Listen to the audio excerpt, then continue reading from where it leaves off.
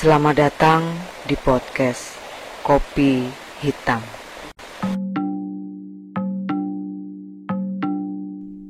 Halo para pendengar podcast Kopi Hitam. Gimana kabar kalian semua? Kangen rasanya lama gak bacain cerita horor. Saya gak perlu jelasin lagi ya kenapa lama gak upload video. Seperti biasa, alasan klise, sibuk. Makanya malam ini saya sempetin ngobatin rasa kangen dengan bacain satu cerita dari mojok.co. Cerita ini ditulis oleh Jevi Adinugraha dengan judul Pulung Gantung. Sebelumnya disclaimer dulu, tulisan ini memuat cerita yang bisa mengganggu kenyamanan Anda. Bagi yang memiliki pengalaman traumatis terkait peristiwa bunuh diri, lebih baik tidak melanjutkan untuk mendengarkan kisah ini. Oke? Kita mulai ceritanya.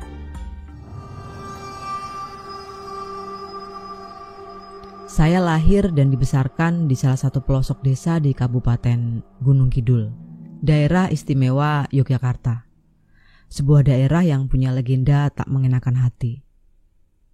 Ini sebuah kisah nyata soal pulung gantung dan kehilangan pahit setelah ditinggal orang terdekat.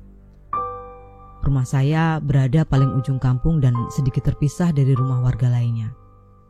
Lokasinya yang berada di dataran cukup tinggi membuat akses jalan menuju rumah saya sulit dilewati kendaraan bermotor.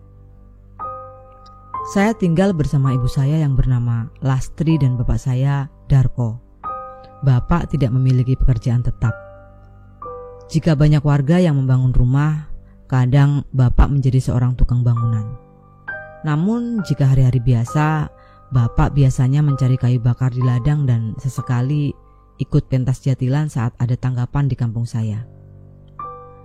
Bapak dikenal sangat pendiam dan tidak pandai bicara, baik di rumah maupun di luar. Dia jarang ngobrol. Hal ini yang kemudian tidak jarang membuatnya digarapi teman-teman sebayanya karena dianggap terlalu pasif. Hingga akhirnya pertengahan 2016, tepatnya saat saya lulus SMP, tiba-tiba bapak mengajak saya berbicara. Padahal selama ini dia benar-benar jarang berbicara dengan saya. Sambil makan malam, bapak menyampaikan sebuah pesan untuk saya dengan raut wajah yang sumringah. Pokoknya kamu harus meneruskan sekolah SMA, Le. Jangan seperti bapak ibumu. Jangankan ijazah SMA, SMP saja tidak lulus. Belajar yang semangat ya, Le. Kamu harus jadi orang pintar, tutur bapak menasehati. Mendengar kalimat bapak, perasaan saya waktu itu campur aduk. Saya tahu betul saat itu kondisi ekonomi keluarga sedang terpuruk. Kekeringan yang melanda hampir 1 tahun membuat para petani di kampung saya gagal panen. Tak terkecuali orang tua saya. Tidak sedikit anak-anak di kampung saya yang harus putus sekolah karena orang tuanya tidak sanggup membiayai. Selesai makan malam, salah seorang tokoh masyarakat datang ke rumah kami. Tokoh itu datang ke rumah ingin memberi kabar bahwa rumah kami masuk ke dalam daftar rumah tak layak huni atau RTLH. Itu artinya kami akan mendapatkan bantuan renovasi rumah dari pemerintah. Setelah menyampaikan maksud dan tujuannya, tokoh masyarakat itu langsung pamit. Mendengar kabar tersebut, terlihat jelas raut wajah bapak saya seketika berubah. Berbeda dengan ibu saya yang terlihat senang. Justru bapak tampak bingung dan bimbang. "Ada apa toh, Pak?"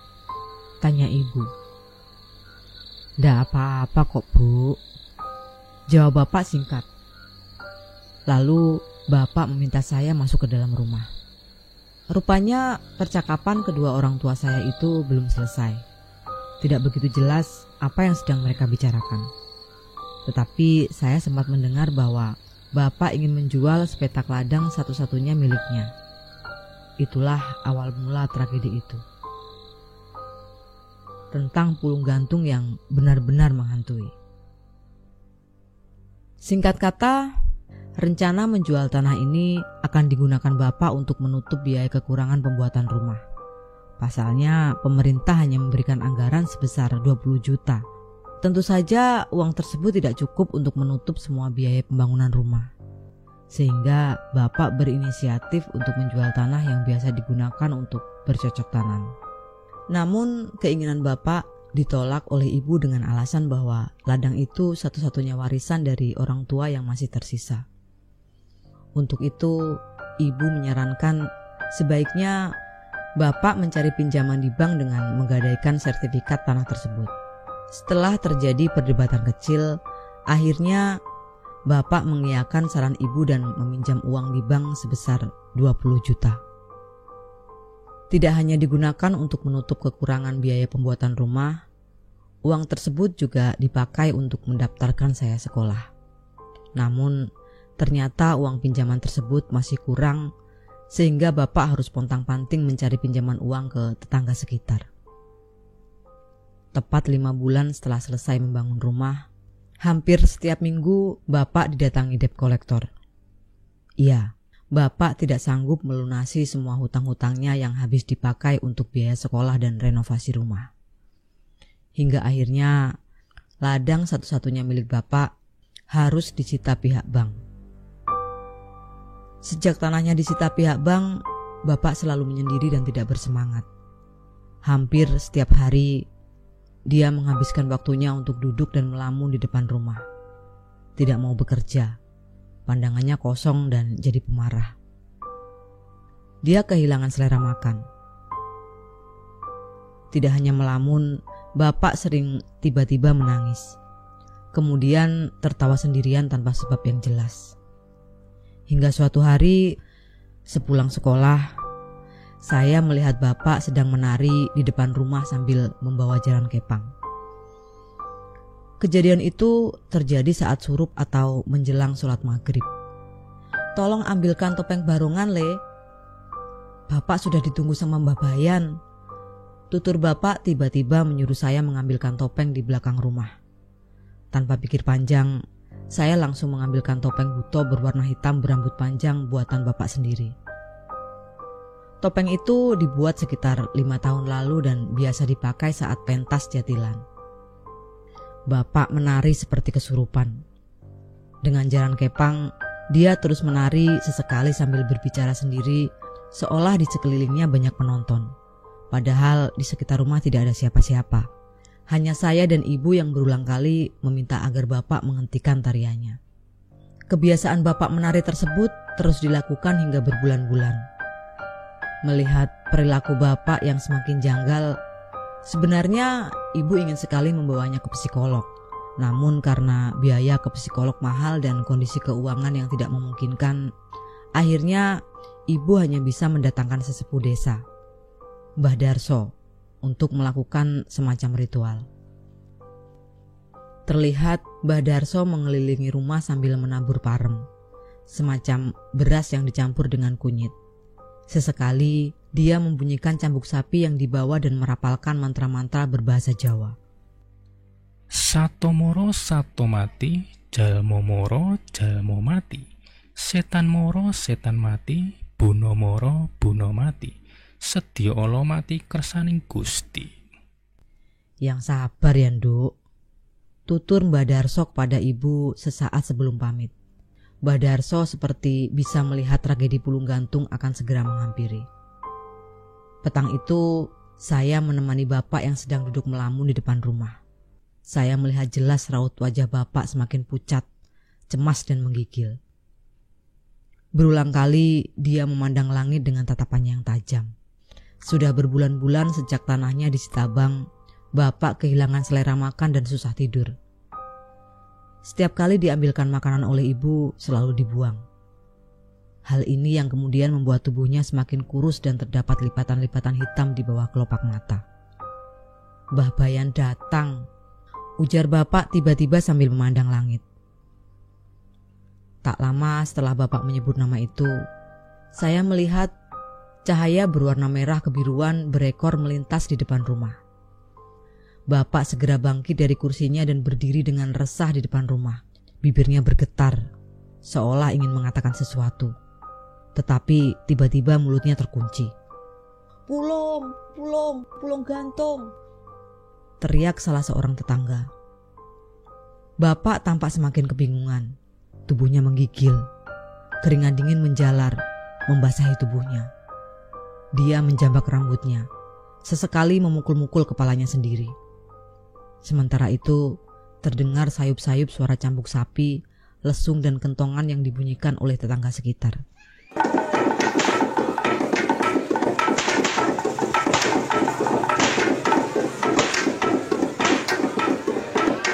Suasana kampung seketika berubah mencekam. Sebagian masyarakat percaya bola api pijar berekor berwarna merah kebiruan itu adalah pulung gantung. Konon, jika cahaya itu jatuh ke salah satu pekarangan rumah warga, pemilik rumah akan bunuh diri dengan cara gantung diri. Awalnya saya sendiri tidak percaya dengan mitos pulung gantung tersebut. Bagi saya, cahaya itu tidak lebih hanya sekedar fenomena alam biasa.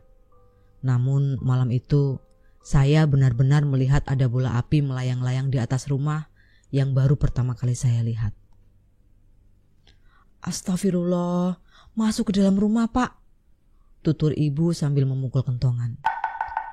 Bah Bayan, gerutu bapak yang tampak linglung. Tatapan bapak semakin kosong. Melihat bapak yang tampak linglung, ibu langsung menyeret tangan bapak, lalu diajak masuk ke dalam rumah. Sesaat sebelum masuk rumah, saya melihat bola api jatuh tepat di bawah pohon jambu di samping rumah. Saat bola api itu jatuh, cahayanya seolah pudar dan menerangi pohon-pohon bambu di sekitar. Bapak dipaksa masuk ke dalam rumah. Malam itu, kami tidur bertiga di ruang tamu beralaskan tikar mendong. Tampak bapak tidur di samping saya dan memeluk saya erat sekali.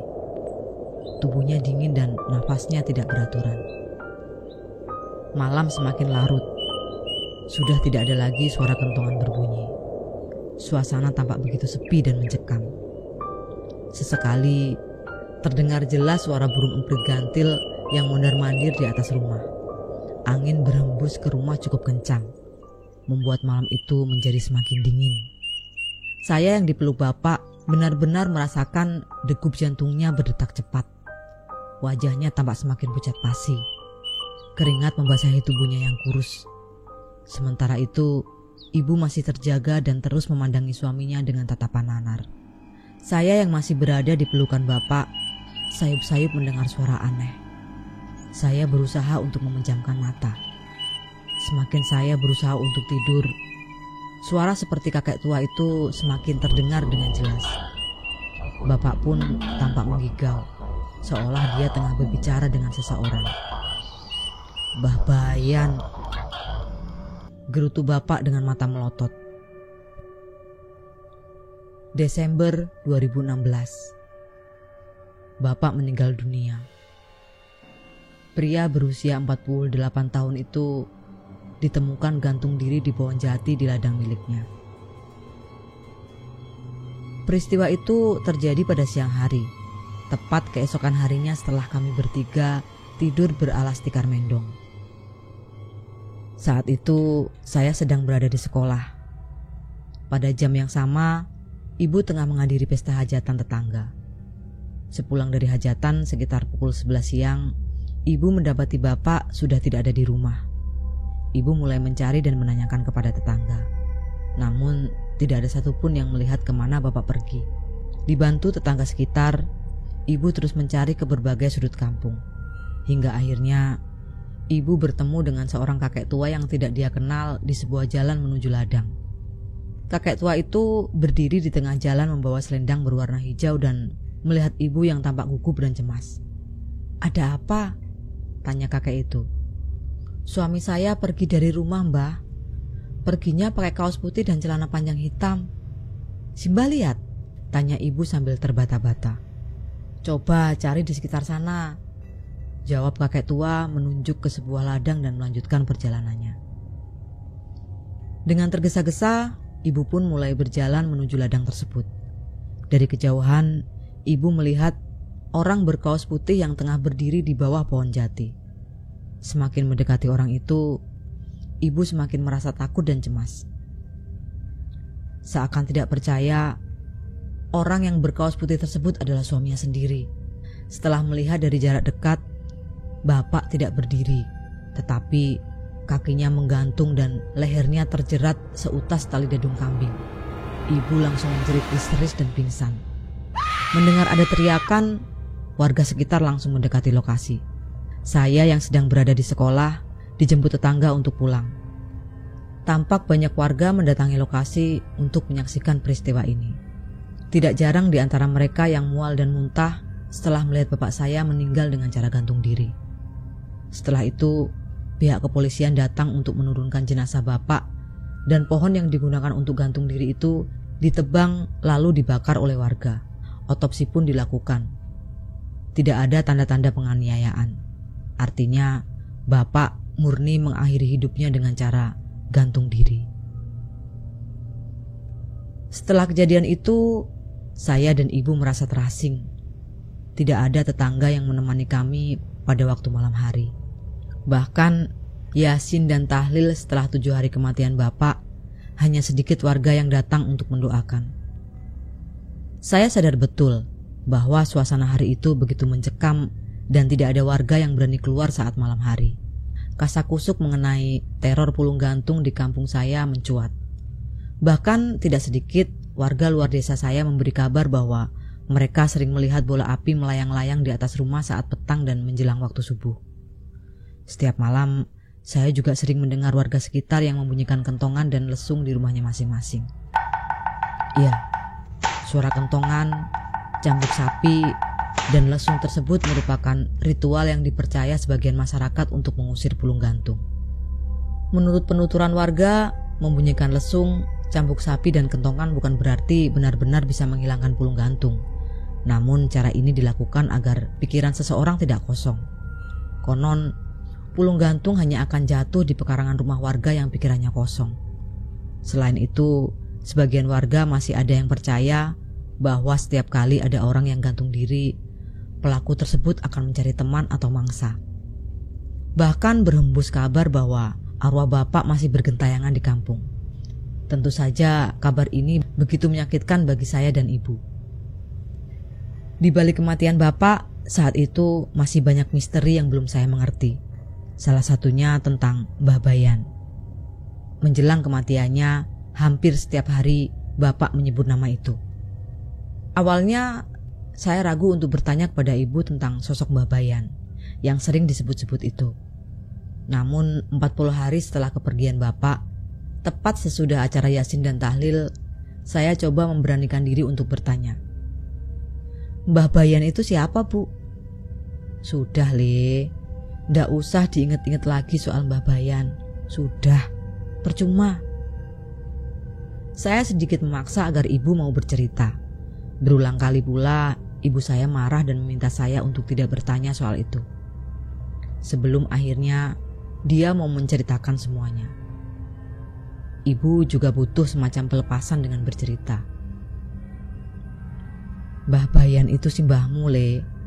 Bapaknya bapakmu. Dulu si mbah orang paling kaya di kampung ini. Suatu hari dia kalah judi dan menjual semua tanahnya, kecuali ladang yang waktu itu disita pihak bank. Iya, cuma itu satu-satunya harta warisan dari Simbah yang dulu tidak dijual. Tutur ibu sambil menahan tangis. Saat itu Mbah Bayan jatuh sakit, depresi karena penyakit yang dideritanya itu tak kunjung sembuh, dan juga terlilit hutang. Mbah Bayan gantung diri di kandang kambing belakang rumahnya. Lanjut ibu yang akhirnya tak kuasa menahan tangis. Mendengar cerita ibu, saya hanya bisa diam. Sebab selama ini saya hanya mendengar cerita bahwa simbah saya meninggal akibat serangan jantung. Selain itu, ibu saya juga memberitahu bahwa bapak memiliki trauma mendalam setelah kepergian Mbah Bayan, atau yang biasa disebut Post Traumatic Stress Disorder atau PTSD. PTSD sendiri merupakan gangguan mental setelah mengalami atau menyaksikan peristiwa yang bersifat traumatis atau tidak menyenangkan. Gangguan ini muncul ketika bapak saya melihat peristiwa gantung diri Mbah Bayan. Sejak saat itu, bapak sering menyalahkan diri sendiri. Sulit tidur, susah menjalin hubungan dengan orang lain, dan sering melakukan reka ulang peristiwa traumatis itu melalui permainan. Ketika dihadapkan pada suatu masalah besar seperti memiliki utang yang banyak, ingatan masa lalunya tentang Babayan muncul kembali. Hal inilah yang kemudian membuatnya mudah putus asa. Depresi berat, mengalami gangguan skizofrenia yang menyebabkan halusinasi dan berujung bunuh diri. Malam pun semakin larut. Tepat pukul 2:30, saya dan ibu masih duduk di teras rumah. Suasana kampung begitu sepi. Nyaris tidak ada orang yang lewat di depan rumah. Kami pun memutuskan untuk masuk ke dalam rumah untuk istirahat. Sesaat setelah saya dan ibu masuk ke dalam rumah, tiba-tiba ada orang yang mengetuk pintu. Dengan langkah pelan, ibu membukakan pintu rumah. Kakek-kakek berpakaian serba hitam berdiri di depan pintu. "Maaf bu, bapak yang masuk ke dalam rumah ini kemana ya?" tutur pria itu tiba-tiba. "Maksudnya?" tanya ibu saya. "Ini benar rumahnya Pak Darko?" tanya pria itu. "Iya benar, saya istrinya." "Anda ini siapa ya?" "Loh, saya tadi diajak ke sini oleh Pak Darto. Katanya beliau ingin memberi pinjaman uang ke saya," terang kakek bertubuh ceking itu. Melihat ada yang janggal, secara spontan ibu langsung menutup pintu rapat-rapat. Tampak pria itu masih mencoba untuk membuka pintu dan terus mengetuknya. "Pak Darko, Pak! Pak Darko, Pak!" teriak pria itu. Tidak tahan dengan hal itu, dari dalam rumah ibu saya berteriak dan mengatakan bahwa Pak Darko sudah meninggal 40 hari yang lalu. Mendengar teriakan ibu, tiba-tiba pria parubaya itu tertawa terbahak-bahak dan meninggalkan rumah saya.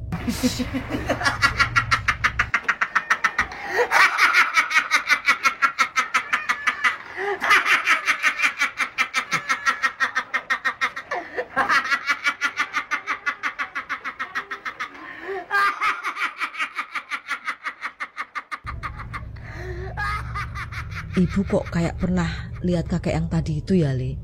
Di mana ya?" tanya ibu. "Lah siapa toh, Bu?"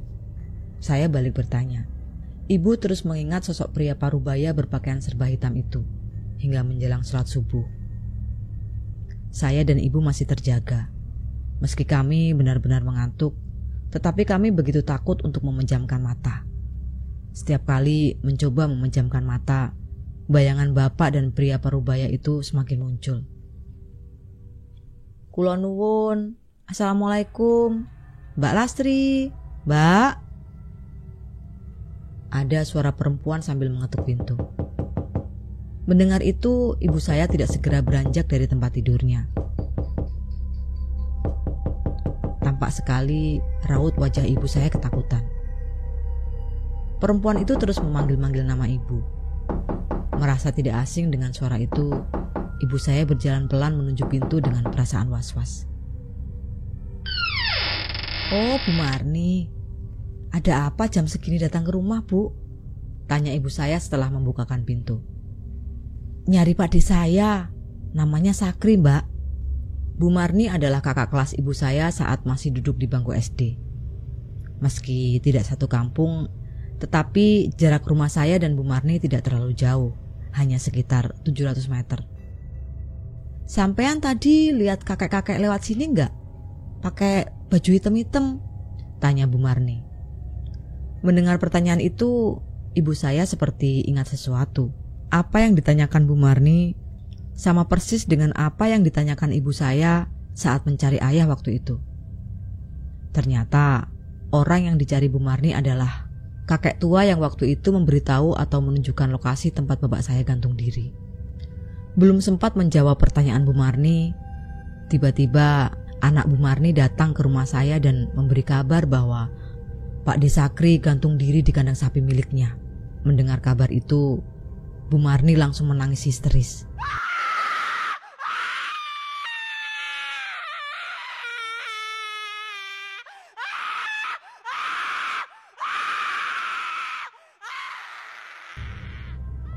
Sementara tubuh saya tiba-tiba gemetar, keringat dingin dan tidak tahu harus berbuat apa.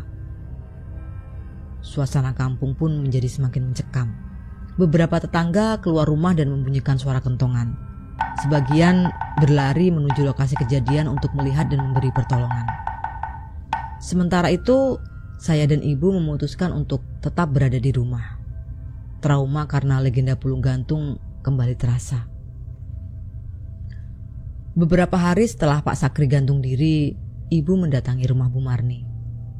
Janda anak satu itu banyak bercerita mengenai latar belakang Mbak Sakri hingga memutuskan untuk gantung diri.